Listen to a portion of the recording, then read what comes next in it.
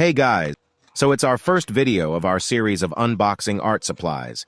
So today we are going to unbox Fixative spray. It is an essential tool for artists and crafters, particularly those working with dry mediums such as graphite, charcoal, or pastels. So enjoy the unboxing.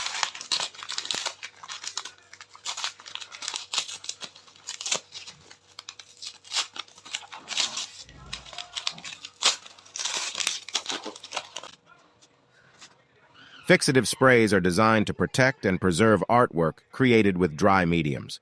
They create a thin, transparent layer over the artwork, preventing smudging, smearing, or fading over time.